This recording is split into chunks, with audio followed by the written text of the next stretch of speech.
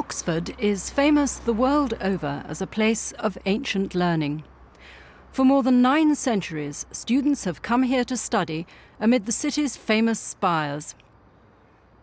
It's no surprise then that one of the world's oldest universities should also be home to one of the world's oldest museums, the Ashmolean.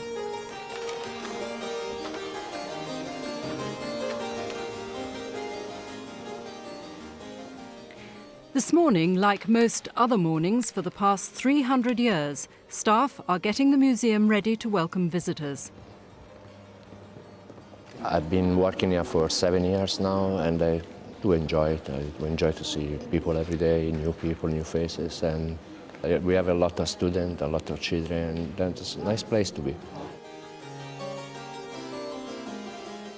The Ashmolean is not just one of the world's oldest museums. It's also one of the greatest, with collections of art and archaeology from all the world's major cultures. Throughout this museum, we have very rich collections, from Islamic material to Western art material to Indian, Chinese, Greek and Roman.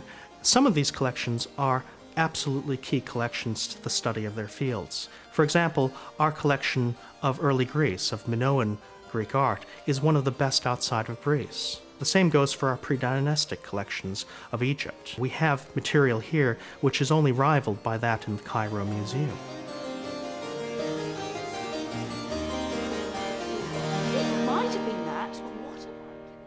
The museum's original collection was started by a 17th century gardener, John Tredescant, and added to by his son, John Tredescant the Younger. The Tredescants travelled for their work, collecting plants, shells, and other natural curiosities from all over the world.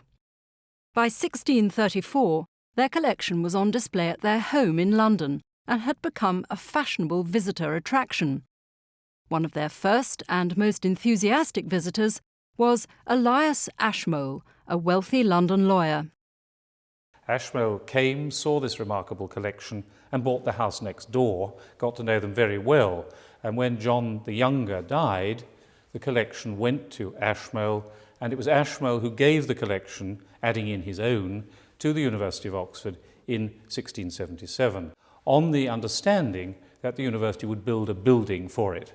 And indeed it did that, and that building opened to the public in 1683, which makes us the oldest public museum in this country, the oldest public museum in Europe, and therefore, I believe, the oldest public museum in the world.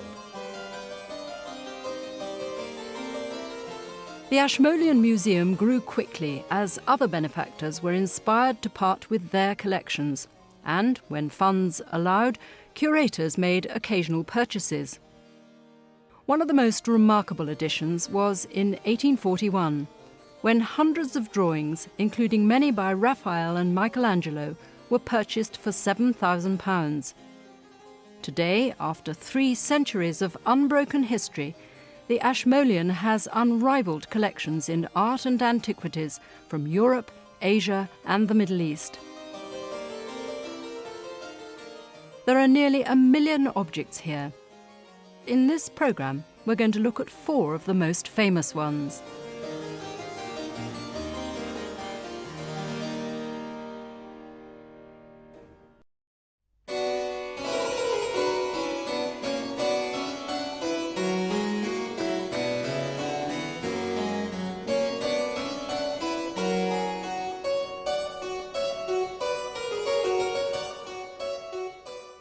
It's an extraordinarily exciting painting. It's a very rare survivor from the late 15th century in Florence. It's by Paolo Uccello, who's a wonderful artist, but a lot of his works haven't come down to us or have come down to us in rather poor condition. So this is really amazing, because it's in very good condition. And it's also such an extraordinary picture. It's one of the most magical pictures in the Ashmolean. Indeed, I think it's one of the most magical paintings surviving from the 15th century.